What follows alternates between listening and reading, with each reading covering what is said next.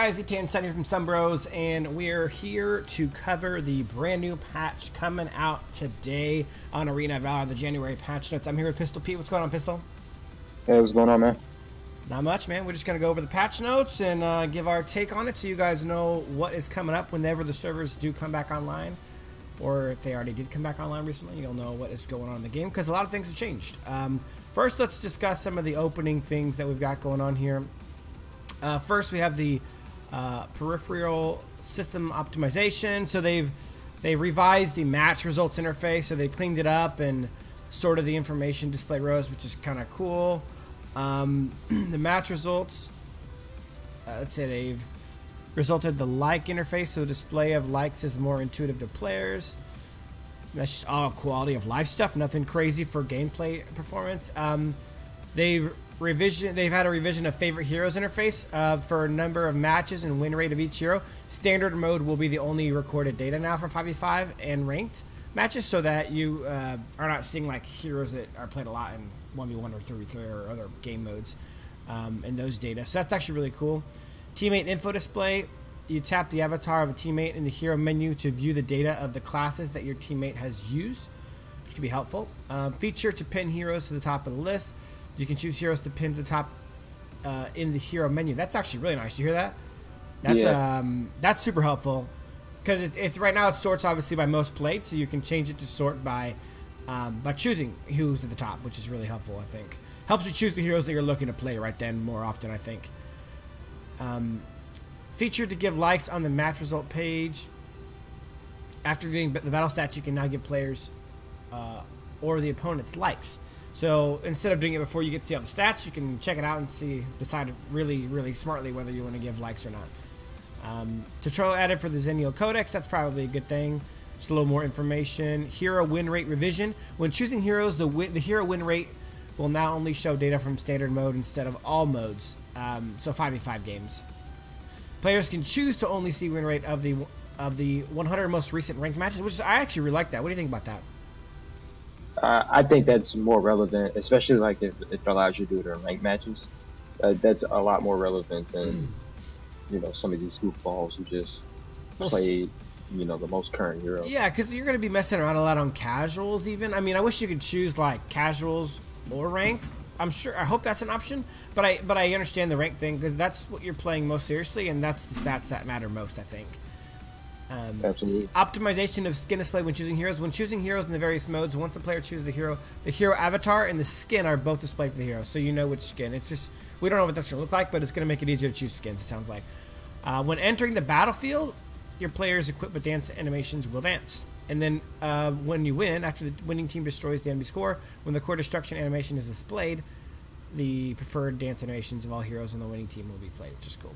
And then the match results of the MVP display interface are enhanced. They added the display of relevant information of the MVP player to the first screen of the match results. The model and dance animation can be displayed as well, which is a neat little feature. Then we have match results. Oh, they showed a little interface of what that's going to look like. Oh, cool. So you see that image? On the left side, it's showing gold earned, damage dealt, damage taken, and then you have a little hero on the platform kind of doing a little dance if they have a dance. That's actually pretty cool. That's pretty cool. Battlefield changes. Actually, some pretty cool things here. Adjustments to minion waves in the Abyssal Dragon lane. So the Dragon side lane, one melee minion in each Abyssal Dragon lane wave will be upgraded to enhanced melee minion. Enhanced melee minions have a higher base HP and they give more gold. So there's a chance to make more money now in the dragon side of the map, which is interesting. They didn't really speculate or determine exactly here how much more gold, but it's more gold. Adjustments to tower mechanics. This is actually a really big change. The gold reward for minions that die in the attack range of the outer towers, the first tier towers, will be reduced by 10%. So if you are turtling under your tower and you're killing minions under tower rather than outside of tower range, you're losing 10% of your gold, which can be a substantial amount. What do you think that's going to do to the gameplay? I mean, that's huge, so especially for teams who take late game team comps and tend to turtle the smart way. Now they're going to have to play a little bit more aggressive. It's going to change the way you potentially. It's going to change a lot of the heroes that get picked too. I mean, taking some unsmart lane picks for team gameplay is not as intelligent anymore now, because you may lose out on money so much that it won't make a difference when team play comes down. The other thing that it does, in my opinion, is it puts more pressure on junglers and roaming supports to have to be able to relieve pressure from heroes who are losing in order to make more money early game. If somebody is struggling, it's definitely going to cause an adjustment. Oops, I kind of moved everything around. Okay, and then let's see, where are we at? Adjustments to XP for leveling up of heroes. The XP required for a hero to level up to level 2 has been reduced by 8 to ensure that the hero can level up to level 2 successfully after clearing one wave of the minions in the middle lane. So mid gets a small boost early game.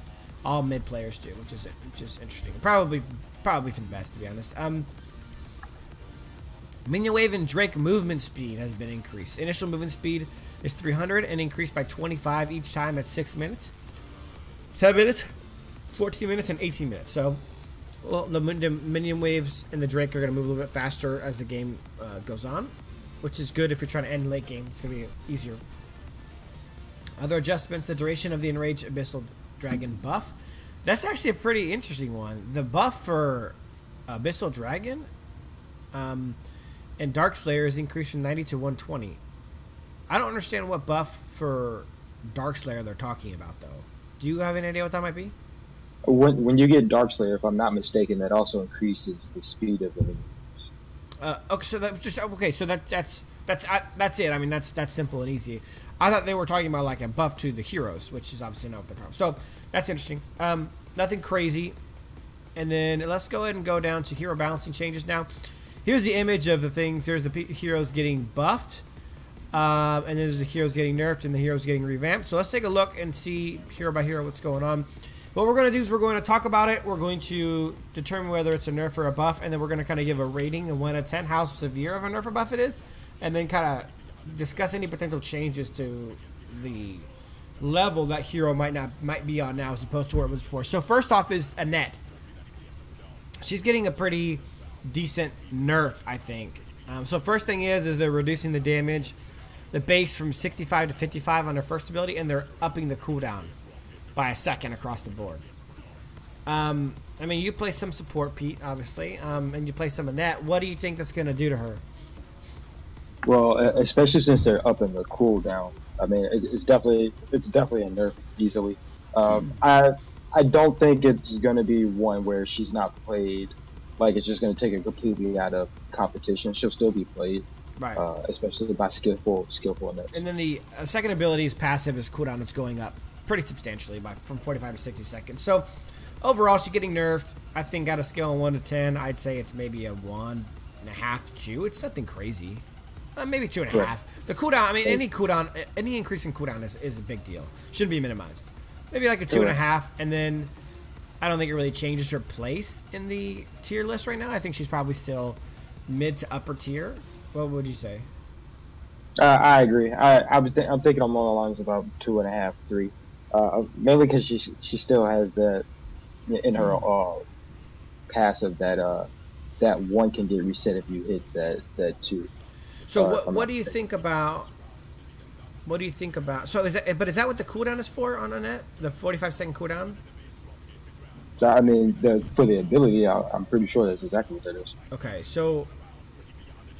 But you know, it's instantly reset. So, say for instance, if you missed the stun, then you don't get that. Or excuse me, if they don't stun you, because it's when you get stunned. You know, the 1 automatically. And you can do that as often as you want.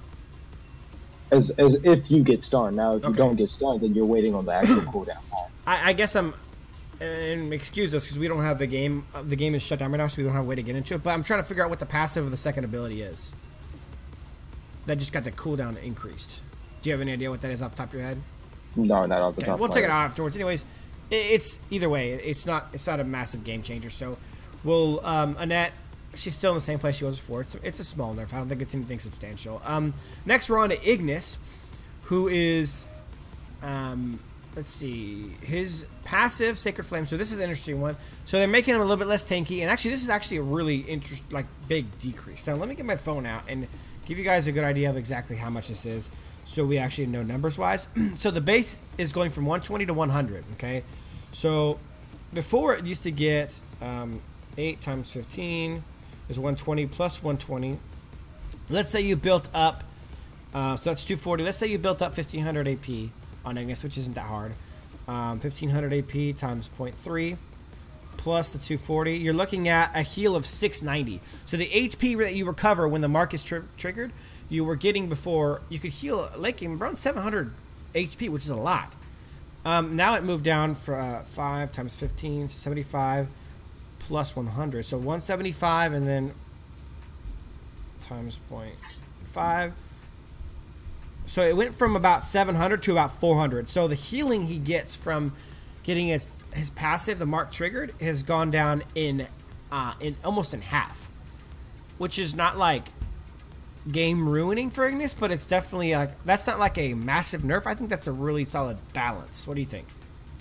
Correct. I think the same with a net. These are more them balancing the heroes out than it is like to nerf the hero until. And that's only one portion of it, because then the first ability gets a damage reduction, not severe, but it's 40 base damage. So that's taken off the bat, which is just making him a little bit weaker early game. And then the part what's really a balance, I think, because what they obviously had a problem with was that Ignis had the permastun. Everyone knows if you hit the second ability with the first ability just right, you could permastun people, right? Well, now they've reduced the stun time to 0.75 seconds, 0.75 instead of 1. So now the stun doesn't last so long that you can just get permastun. I believe you have an opportunity to get out of the stun now.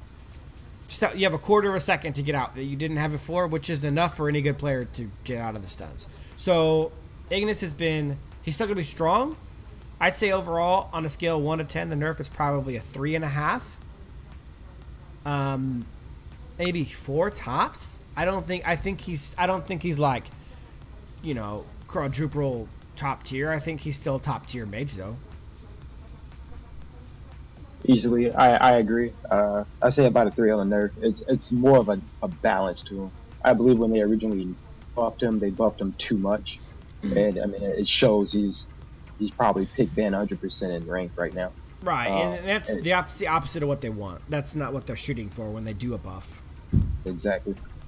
I think this is actually a really solid way of balancing him out to be a good hero, but not overpowered. So, next we're moving on to Kali.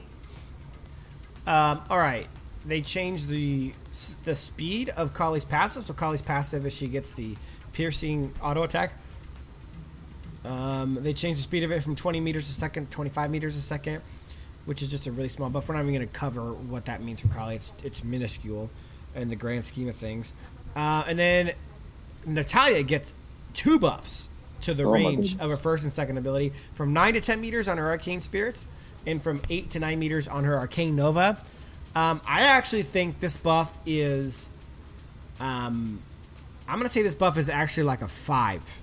And the reason why is because upgrading a mage's range is about the most potent thing you can give them, except for like massive damage boost or like big crowd control boost. Range is a big deal for mages, and Natalia's already really strong. Upgrading the range 1 meter is a substantial amount. In both of these occasions, her range is getting upgraded by more than 10%, which is a solid chunk. And I don't know if you guys are Natalia players, but Natalia comes real close a lot to almost hitting things, but just being short, and now she's going to be hitting things more often than she was before. Yeah, and I think this is more or less so they could see Natalia play more in the competitive leagues. I don't feel like she's played as often as other mages, despite how well she is compared to other mages. And do you know why why I think this is happening? So, like, let me give you an example. Liliana's range, you know, is good. It's not like so much better than everyone else, but when you're talking about Liliana's range, it's from her body to the center apex of her ability, right? So, like, if she's throwing out either of her abilities, specific, because they both have small AoEs, right? Her first and second ability, it's to the center of that, so it extends a little bit past that in its totality. And so, like, again, somebody like Natalia, for example, she has a range advantage. So now I think what they want is they want Natalia to not be outranged by some of the top tier heroes and not be a major factor in why she doesn't get played. So because Natalia's abilities are all straight shot from, and they have a wall You know what I'm saying? Whereas they have a wall end, whereas Liliana's or some of the other mages have a radius end. Does that make sense? Yes. So because she has a wall end, now they've increased the range. She now has the same kind of range as some of the other top mages in the game who have poke, and I think this aligns her with that. But now I still think she has more overall burst damage, so I'm excited to give that a shot. You guys know how much I like Liliana. So on a scale, I said a 5, and I already think she's top tier mage. I think she's just got a little bit more evened out and even keel with the other ones. Agreed. I mean, you know mages better than I do. It could, essentially be a 5. I was thinking more along lines of like a 3. But, I mean, it could be a 5. The quantity of the changes is a 3, but because range is so important, I gave it a small boost. Because it's only 1 meter per ability. But so 1 meter is a lot. It's a lot, though. It's over 10% more range, and range is just such an important factor in laning and in team fights and in stealing dragon. I mean, range is just so important to a mage. It's one of the most important things, which is why they don't ever do ranged buffs or nerfs severely. It's always just a little bit, because you don't want to ruin a hero either way by making them too strong or too unstrong. Now, this is interesting. So there was some purported flash buffs or nerfs that they were going to reduce the slow that he caused, but it's actually reducing the slow that happens to him when he's in his ultimate. So when you go into your ultimate and his flash is cycloning, he can't move as fast. So they're reducing the slow that happens to him, which is actually a buff. And then they're upping the magic damage dealing scaling. So it's the base is the same, 5, 750, 1,000, and it's going from 0.6 or 60% AP scaling to 0.7 or 70%. And then the cooldown is getting reduced by 10 seconds across the board. This is a huge buff in my mind. One of the main struggles, I mean, huge. The reduction of slow effect on the flash himself makes it so he's going to be able to hit a lot. I mean, how often is a flash ultimate it barely misses because someone just gets out of it in time? Well, now 10% extra speed is enough to keep a lot of those in, and then you add in 10% more damage. It's actually more than 10%, so it's only going from 60 to 70%. But when you're talking about smaller numbers, obviously those percentages are more. So it's a solid almost 20% increase. So a 20% increase would be 12% extra damage. This is 10%, so it's slightly below 20%. So probably like an 18, somewhere between 15 and 18% increase in actual damage from the AP scaling. So flash, I'd say a buff of about 5, and I think there's I had to play with it, but there's a chance this moves the flash back into the top tier conversation where he had slightly fallen off of that. Yeah, I believe it was the last patch. It might have been the patch before that where they nerfed like every DC hero, and Flash they nerfed really all 3 of his abilities. Actually, they nerfed all 3 of his abilities. And the Flash really got the worst of that nerf. So he really needs this buff. I think this puts him back into the conversation of a top tier mage, which I'm excited about because Flash is a really neat character. Absolutely. All right, next we're moving on to Astrid, and I believe I haven't read all the notes, but I believe from what I have read so far that she might have gotten the biggest buff in the business. This is actually a pretty lengthy one, so let's go over it. Ability 1, Spin Slash, physical damage. First of all, the base was increased from 150 to 200. The per level was decreased from 50 to 40, but the scaling was increased from 1.1 to 1.2. So overall, that has gone up. Now it's going to cost you 150 flat. But it'll actually, that might actually have gone down. Let's double check. So 150, then we do 50 per level, so that adds up to 750. So you're at 900 damage for that, and then the 1.1. So let's say you get 980, or more conservatively, wife would be making noises and tripping over stuff. Let's say you have 750 AD times 1.1, 825. Plus the 900 you already had. So before, you were able to get about 1,725 damage on the first ability. And now you're looking at times 15, 600, so 800. So 100 less, but if you get 750 times 1.12, 900 plus 800. So it's actually going to even out in the end. It's a tad less damage end game. But it's more early game, so it's gonna slowly. So more early, it's more of a balancing thing to make her stronger early, which I think is actually fair because she's a little bit underpowered early, I think, for a Sidelander, wouldn't you say? Absolutely.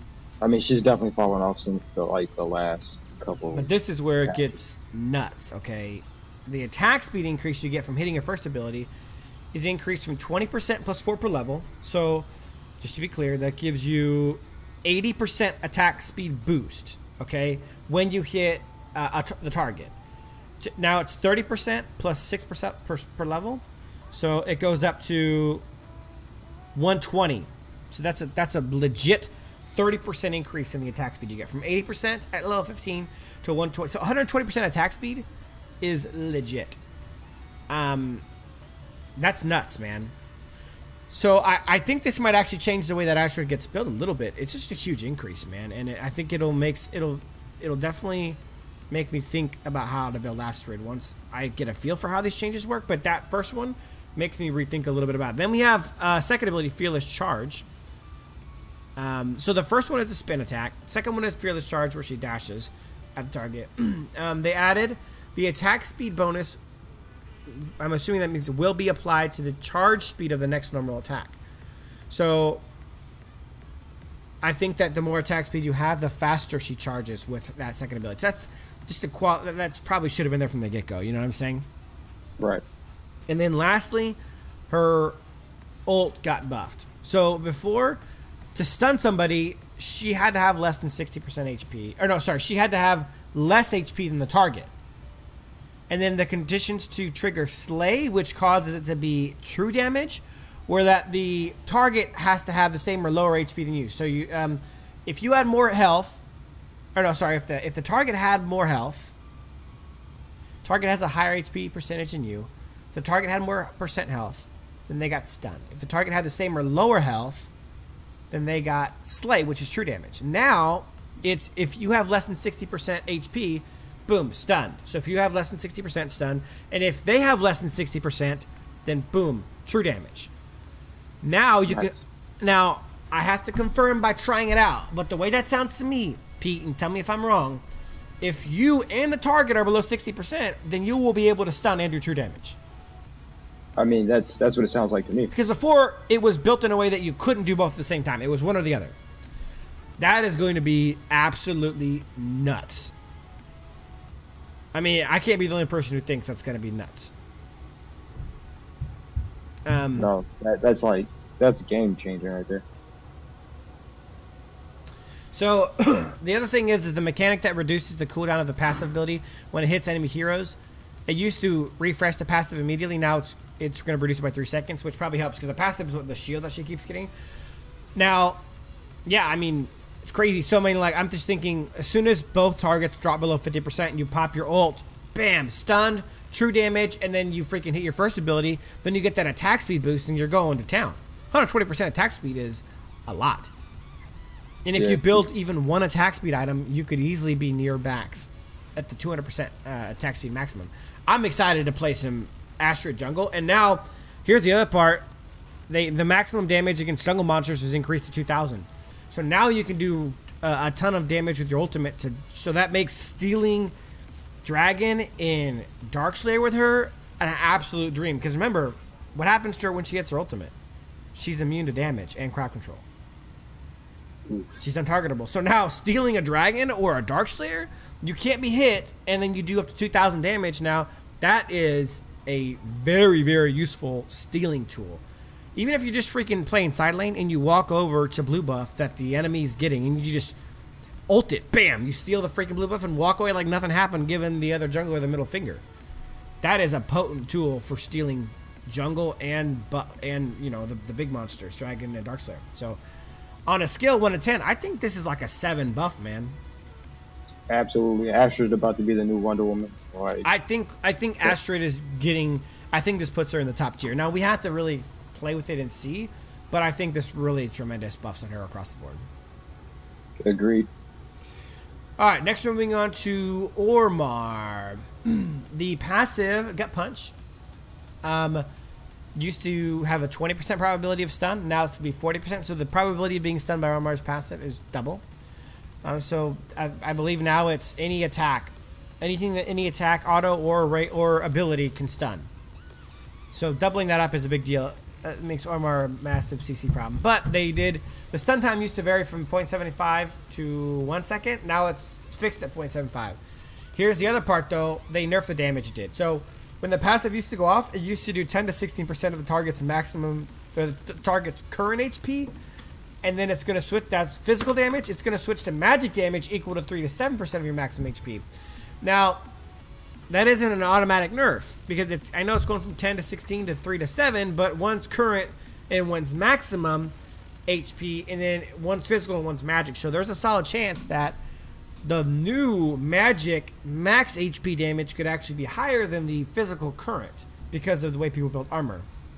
So it's more of just a, so that's why they didn't call Ormar a buff or a nerf. What do they call him? They called him a revamp. A revamp. Pretty much a rework. Yes. So that's interesting. And then here's the other part. So the stun percentage is 20%, but it had a 4-second cooldown. Now it's 40%, but it has a 6-second cooldown. I think in the end, it'll kind of even itself out a little bit. It might be slightly more often, but still interesting changes to Ormar nonetheless. Then we got ability 2, Swagger. The fighting spirit stacking mechanic. Add 1 stack each time the target is hit to add 1 stack each time a hero is hit. So this doesn't work on minions anymore. And the cooldown on that mechanic was upgraded from 4.5 to 6. So longer cooldown. And then for the ultimate recover. So this is now where he becomes strong. So the strength of Ormar was his ultimate. When he ulted, he would stun them as he was spinning and hitting. Now he's going to recover 2% of his maximum HP whenever he hits an enemy hero. So if you ult in the middle of 3 people, you're going to be gaining health like mad. And then here's the other crazy part is ability 1 can be used now during the ultimate, which is nuts. Refresh me on his first ability. Let me pull it up real quick. Let me pull it up because it's obviously I can't do it on the game. Right.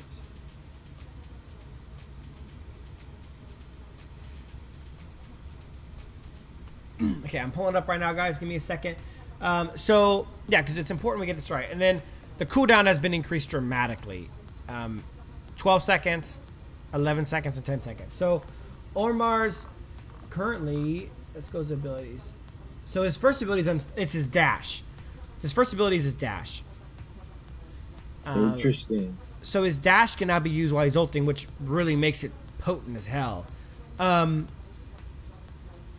And then his ultimate. So right now it says, so just to clarify, his second ability, Swagger, it's each cast that hits 1 or more targets grants Ormar a second fighting spirit. After reaching 3 stacks, the next cast will trigger Gut Punch, which is of course the passive that stuns and does the damage for a percentage health. So that's what Swagger. So when it says it's going to do it on only heroes instead of minions, that's a nerf. A little bit to that. So yeah, I mean the ult does some decent damage. It's now going to stun and heal more often. So it's pretty crazy. I think for sure it's going to be really, really nuts. So anyways, Ormar's I think overall it's hard to say whether it's a buff or nerf without really testing it out, because this is a revamp. It's not really changes. I would say it's probably overall a slight buff, maybe like a 3 or 4 buff, without like getting in and playing, because the changes are so wide. Like it's not like a buff or nerf. It's just all different now, you know. So we have to really look. But because the HP recovery is now a thing on his ultimate, I think it's probably a buff of about 4. And I think it probably takes him from a low tier hero to a mid tier hero. What do you think? Yeah, I think you'll definitely see him used a little bit more often. Ormar really hasn't been good in a very long time, and I think these are some tweaks to not necessarily buff him, but change how the way the hero is used so that you see him played more often. I know that a lot of people were starting to play Ormar in support, and I think this might actually make him more viable there with how much crowd control he has. And now that he can just like infinitely heal himself with his ultimate, it might be even better. We'll see. We'll have to really play with it and see what goes on. But next we got Zuka. So they changed his passive. Now, let me pull this up so we can get a good idea of his passive. That's his shield, isn't it? No, it's his damage. It's damage. So Zuka's passive currently reads like this. The Chi. Every 15 seconds, dealing damage to an enemy hero triggers Zuka's Chi, increasing his attack damage by those percentages, 30 to 45%, and now it's going to 15 to 30%. So it's a pretty significant nerf to the damage from his passive. Now, it doesn't end there, though. Next is his first ability, Pain on a Stick. So his passive is getting nerfed, which 40% extra damage every 15 seconds is pretty ridiculous, dude. Pretty ridiculous. So next we have his first ability, Pain on a Stick. They changed the damage. They changed the damage structure altogether from 0.5 AD to 60 base, 20 per level, and 0.25. So if we're doing the math on a kind of a 900 AD build for him, half that is 450, and then you get 20 per level plus 60 is 360, and then the 0.25 is going to be about 225. So it actually is an increase in damage overall. So the first ability has increasing damage, but obviously it's going to be lower. It's going to, the way it scales is different now. So that's a small buff. And the second ability, Panda Chariot, which of course is the one where he rolls, gets a shield if he rolls through an enemy unit, and then he does a knockup with his next auto attack. The shield has gotten much bigger. Yep. That's a substantial increase. Now let's do the math again, because I love the maths. 30 times 15 is 450 plus 150. It used to be at it used to be at 600. Now it gets up to 1,000. So did I say 600? Yeah, I believe so. Yeah. Yeah, 600 to 1,000. That's almost doubling the shield size. So that is legit, which I think makes him. Oh, here's another thing. When the shield disappears or is destroyed, Zuka gains a recovery effect that recovers health. 30 plus 10 per level. So let's see how much that's going to be. At max build, you're looking at 150 plus 30, so 180, and then 90. So you're looking at about 270 per second for 3 seconds. So that's shabby. Getting over 800 health for free every time you do this ability is legit. So yeah, that's going to be really hard to kill. Zuka's damage has gone down a little bit, but his tankiness has gone up a little bit. So what this tells me is Tencent wants Zuka to be played more in either in an off-tank role, or B, they're giving him more tankiness so he can build more damage and be more of an assassin, which we'll have to test those out to figure out which one makes more sense. And then, of course, they changed the Skyfall ability, which is his ultimate. Let's check the math on that real quick. So 450 is essentially what you got from that portion of it. Now it's 40 times 15, 600 plus 70. So they've definitely increased the damage of this, plus 225. So they've doubled the damage of the Skyfall increasing here, which is interesting. So the reason what this is not the original damage where you bam you hit them. It's the next normal attack. So he would jump. Remember, he jumps in and he stuns them all for a second, and then his next normal attack is increased damage, 0.5 AD. So it used to, let's say you had a 900 AD, it would increase your next attack by 450 damage. Now it's increasing it by 900 damage at full level, at max level. So that's still extremely potent. So they've given more damage on the auto attack after his ultimate. They also increased the damage of his after his first ability. Pain on the Stick had the same thing. That's ability 1. You would deal damage, and then you would get 50% extra damage on your next attack. They've increased that one, not by double though. It's more like from 450 to like 600 or something like that. So the auto attack damages have been increased on everything, which makes me think one thing. And after having read the entire summarization of Zuka, it makes me come to one conclusion. His abilities do less damage because of the passive being decreased. Simple as that. He's more tanky. He has health regen. And the auto attacks after each and every single ability have been increased, except for the second one. Oh no, they increased the second one too.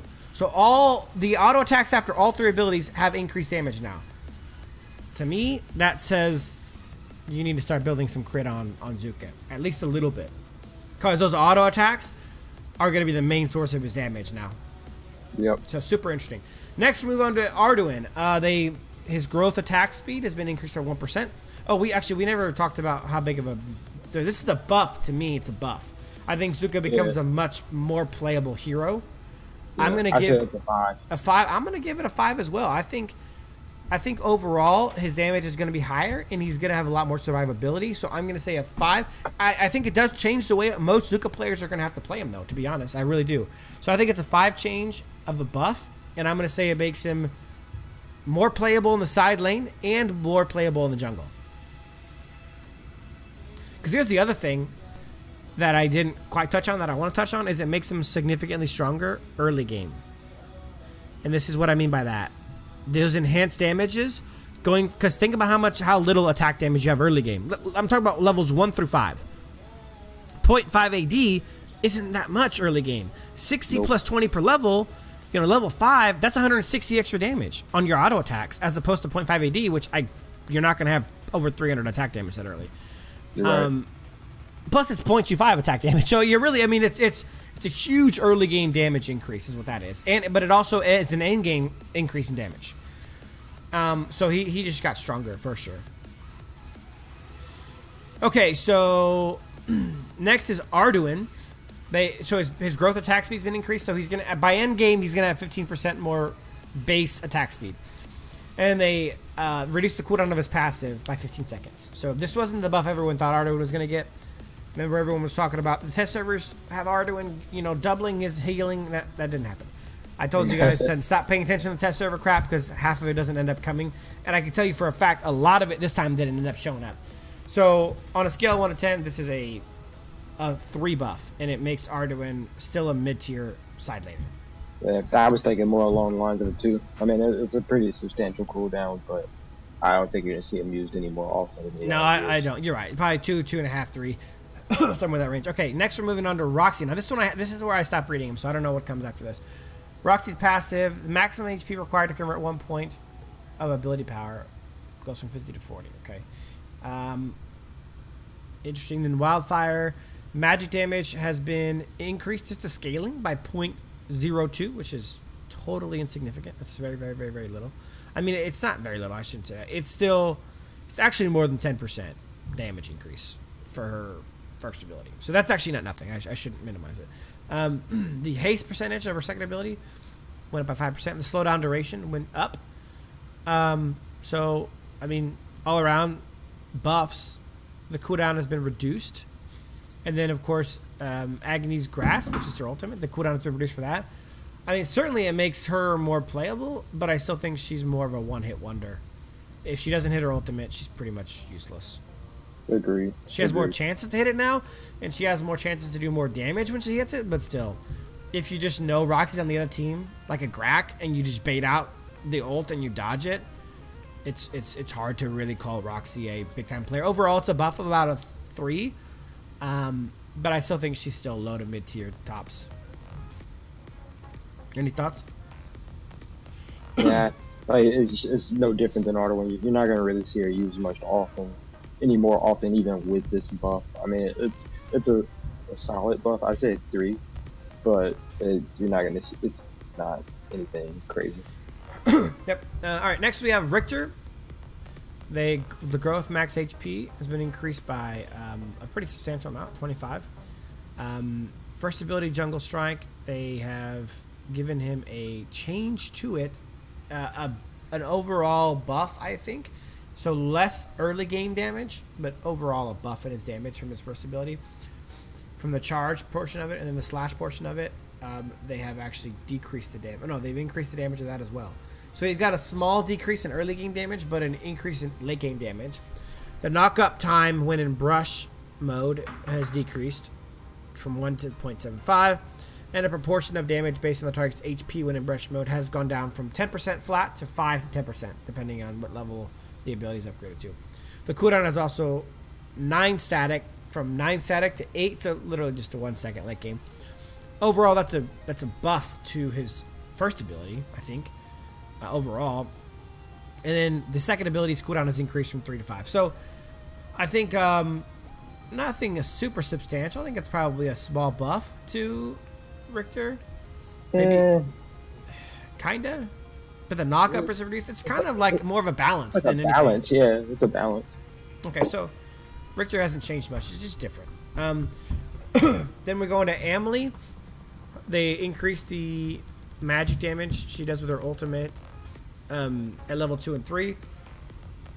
And then the damage dealt to nearby units per second is increased at level 2 to 3. So she just does more magic damage in level 2 to 3 of her ultimate. So just a little increase. This is a buff 1.5, 2. Nothing crazy. Tara, the cooldown of her ultimate is lowered by 5 seconds. Arthur's base damage is increased by, or base armor is increased by 5, which makes him more naturally tanky, which he already is because of his passive. And then we have a Scud change. Let's see. His first ability, the damage has been decreased early game, but increased late game by quite a bit. So it's 10 less, and then 10 more, and then it's 90 more by level 6. Same AD scaling. The cooldown has also been leveled out from 7 to 5.5 to just 6 static. So Scud's got a little bit better early game. I wouldn't say it's anything substantial to talk about. It's more of just a balance. And then Wybaneth. Let's see. They nerfed him substantially. The HP recovers per second from his passive is 45 plus 18 to 32 plus 15. The mana recovered has been decreased from 14 to 10, and then still remains 2 per level. And his second ability, branching out, the damage has been decreased early game, but increased late game. So it's gone from 285 to 240, but the per level has gone from 55 to 70. So overall, that's a nerf overall to Wybaneth because of the loss in HP regen, but it's nothing substantial or worth talking about. Ari's base HP regen has been increased by 6. Nothing to talk about there either, just basic small adjustments. Marja's base HP regen has been decreased and her base armor has been decreased, so she's a little bit less tanky. Nothing crazy. Lubu, they increased the speed in which the movement of the third stage, increasing the speed of the movement of the third stage, and the movement distance is increased from 3 meters to 3.5. So Lubu got some kind of quality of life balance changes, slight nerfs. Teamy, when an enemy hero is, so they added something to his first ability, Pooty Poots. When an enemy hero is hit, the cooldown of ability 1 is reduced by a maximum of 40%. What do you think about that? You're a support. That's it. Yeah, that's interesting. So I wonder if it's like, is it a static 40%? I mean, it says a maximum. I imagine it's based on the level you've leveled it up. So level 1 through 6. Maybe it starts at 10% and then it goes up to 40% by the time you level it up 6 times. Yeah, it'd definitely be it's definitely more useful, especially when you play support. Those stuns really command it. It's a buff. Yeah, I'm talking about potentially if you give him 40%, 40% cooldown reduction in the build, and then he could have another 40% cooldown reduction just by hitting an enemy hero with it. I mean, he could start to really spam that freaking stun. Yeah. So that could be a big, decent buff. 40% is a lot to have the cooldown reduced. So I'm excited to see get my hands on it and see what that really means to him, and see how low we can get that cooldown reduction on that first ability. Because I think that'll be actually. I can't wait to test that out. Yeah, because that could actually make teaming way more substantial, way more potent. Next we have Quillen, who's getting a nerf. We'll see how much of a difference it makes. It's actually a pretty substantial nerf. 50 base damage early. The per level still the same, and then it's the AD scaling is 20% lower. So it's a solid nerf overall, I think. At late game, you're talking about 180 plus. If you're talking about 230 damage less late game, and then 50 less early game. So potent. And then his ultimate assassinate, the HP regen has been reduced substantially from 100 to 70, from 50 per level to 35 per level, and then from 0.25 or 25% scaling to 15% scaling. That's a massive decrease across the board, which is one of the things that made Quillen ridiculous, is that he could ult in, kill somebody, even if he lost half his health, he would just ult again because the cooldown was regen, remember? And then he would just get all his health back and then jump back in and kill somebody else. So that's a solid nerf, actually. We didn't talk about the teamy buff. I think is like a 3 to 4. We have to really tinker with it. But the Quill nerf is, I think, probably like a 4. Nah, 3 to 4. Yeah, it takes them more out of that must pick, must ban phase to smarter picking. Like if you decide to, if he fits your team. It makes it harder for him to really just go bananas, I think. So overall, right. I think the Quill nerf is probably 3 to 4. He's still top tier, but he's probably, I don't know that he this may have taken him out of God mode. We won't really know until we see it in person, but it definitely affects him. Then we have some equipment adjustments. Waterstone, they reduced the mana regen and they took the HP regen off altogether and gave movement speed. And then the unique passive, Devotion, the mechanic only increases gold and XP for allies, increases gold and XP for allies and for yourself. That's a big change. That's the first support item, right? Right, and that's what I was mentioning. A lot of these support items have changed, so now that they're not like all useless except one. Remember, I was talking about how that when they came out, I thought they all had that ability to give gold and XP to the support's the one who needs the money and the gold and the XP. So that helps tremendously. It makes the support items way more worth it for the supports. Yeah. And then the maximum stacks is increased from 2 to 3. And then the additional gold gained by yourself and allies is from 15 to 30. So now you can give 90 gold every couple of minutes to you and an ally. And some XP. So that's really good. Then we got the Wind Rider Talisman. They changed the way that's crafted. It now goes from ability power to armor, and they added cooldown speed for the Ring of Gale. They reduced the armor of the Wind Rider Talisman, sorry. That's interesting. Crystal Talisman, they upped the armor, they reduced the mana regen, and they up movement speed. These are all the, if I'm not mistaken, these are all support items. The mid-tier ones, correct. The mid-tier ones now, where I think they've changed all of them. I like these changes. More tanky, less mana regen, movement speed. Those all make sense for supports. You're more tanky, a slight decrease in mana regen, but for a massive increase in movement speed. 5% is a lot. So that's super helpful. Steam Bracers, they changed the way that's crafted. Cooldown speed was reduced by 5%. I don't like that, but they added 150 armor and added movement speed. I mean, it's hard not to give a 5% cooldown reduction for 150 armor and 5% movement speed. Then the Ring of the Fiend. Now we're getting to the full items, right? Correct. So Ring of the Fiend. See, I like these changes. From 90 ability power to 200 armor. From they regens down a little bit, but they added 600 health. So now this is a tanky item, a more tanky item. So they want supports to be supports. Call me crazy, Pistol, but I've been talking about this for literally all of time. I always think people building damage on supports is a mistake. Now they're forcing you to. These items are now much more efficient and much more worthwhile for supports to be taking. So you get more tankiness, and then you gain the vision of illuminated enemies for 4 seconds. Ooh, so that's the one when you. So that's the one that gives you vision. Right, and to me, what that means is as long as they're not in a brush. I could be wrong, but as long as they're not in a brush. No. I think you get vision of them for 4 seconds. Period. Even if they're in brush. Because I'm trying to because it's illuminated enemies. Yeah. You're right. So you'll be able to see them for 4 seconds as long as they are not in brush. I think you're probably right about that. We'll have to see. And then after activation, nearby allies within 8 meters receive a 50% increase in movement speed for 2 seconds. So they've made that item much more worthwhile. If you're playing against a Quillin or a Batman, that item is a must-have now. Really, it really is, because not only do you get to see people and you keep vision on them as long as they're not in a bush, but now you get a 50% movement increase, which helps your people get out of dodge. That is a solid. What have I been saying about support items? They're mostly worthless, right? I've been saying I don't like them. One of them was worthwhile, and that was like that item is now worthwhile. But see, this is the great part about it. Every item doesn't have to be for every game. Ring of the Fiend is now worthwhile, like fighting against any heroes like that. Batman, Quillin, Lindis. It's a potent item now, because where do Lindis is like to wait and hide? They like to wait and hide in bushes.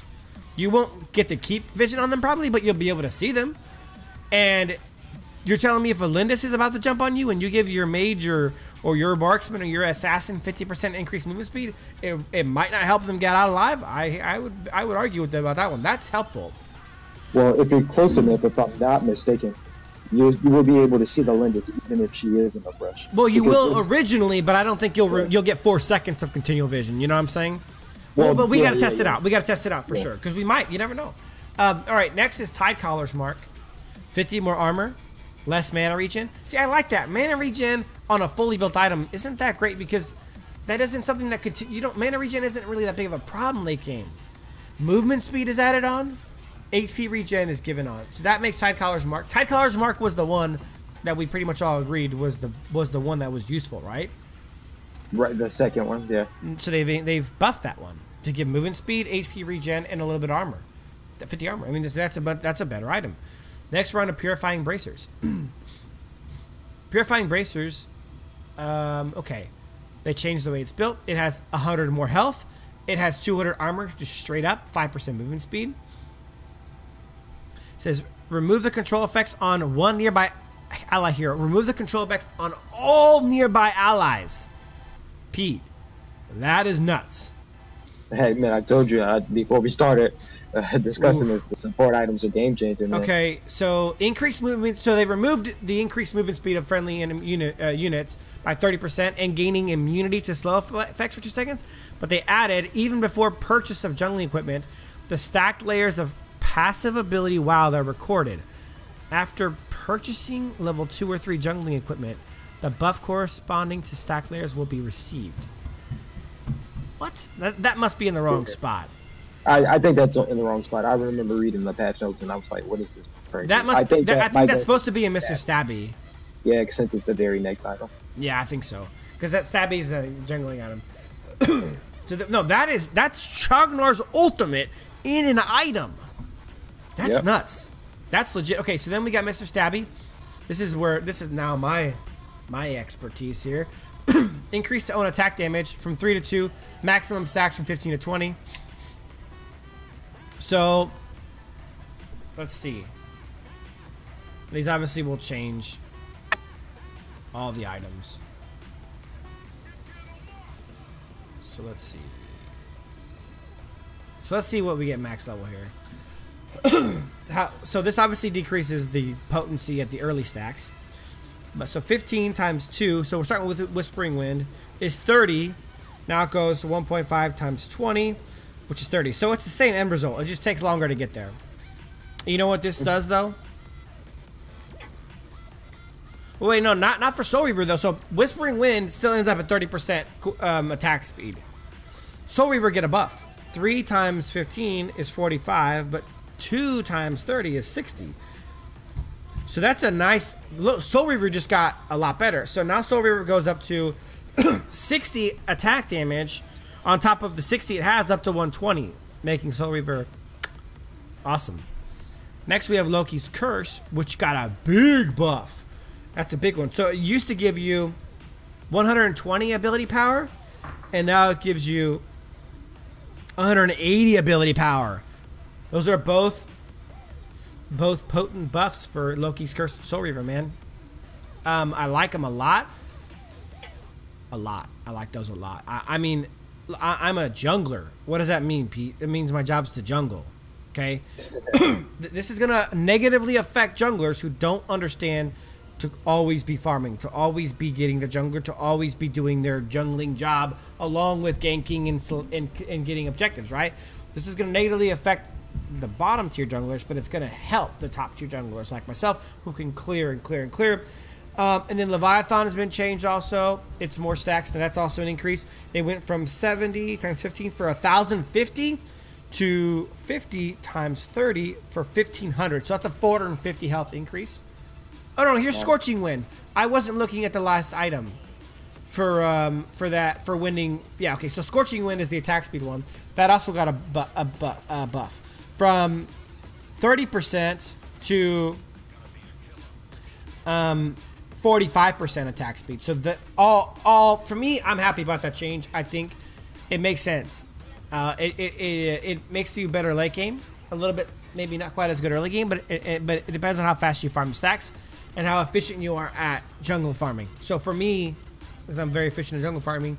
Whoops, it's a really, really good thing. I just screwed that up. My bad. Okay. Shuriken has an internal cooldown of 0.3 seconds after the passive is triggered. I'm not even sure what item Shuriken is off the top of my head, to be honest with you. I'd have to look it up. Let's see if we can look it up.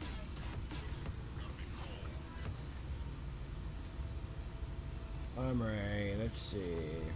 If I'm not mistaken, that's just a regular attack speed. No, it's not the regular attack speed. Let me Shuriken is the... Oh yeah, you're right. It's the second tier. It's 750. The cooldown was normal attack, steal, additional physical damage. +1 per hero level for melee heroes and 40 physical damage. So it's just for ranged heroes. So it's just a slight nerf in Shuriken, but nothing crazy. Artistic adjustments. They've changed the avatars of Zuka Crush and Azinka, and they've updated the character art skins for Zuka's Bodhi, Nakaros Demonic, and Thane's Chief Knight. And they redesigned the hero model art for Yorn. Yorn still sucks, but he looks new. He looks less gay. And looks cooler, but still is the same sucky Yorn. Alright. Audio adjustments, the Unir version lobby. Okay. They changed the audio. Bug fixes. Adjusted the recovery range of the altar. And fixed the bug in which recovery is prevented in the corner of the altar. Okay. Fixed the bug in which jungle monsters exit combat due to incompatibility between the range before exiting combat of some jungle monster camps in the terrain of the map. How often do I complain about freaking monsters resetting stupidly? Man, we see it all the time. It's not really well written, so I'm not quite sure between the range before exiting combat of some jungle monsters camps and the terrain of the map. I'm not quite sure what it means, but if they freaking don't exit combat, or if they exit combat less because of a bug, I'm happy. Fixed a bug in which Omen's normal attacks lagged a little when his passive ability was triggered. Sounds like just a visual change. Fixed the bug in which Emily's... I think that's supposed to be Amelie's ability to miss in certain situations. Fixed an issue with the description of Annette's ability 1. A maximum of 4 damage instances are dealt within the inner circle.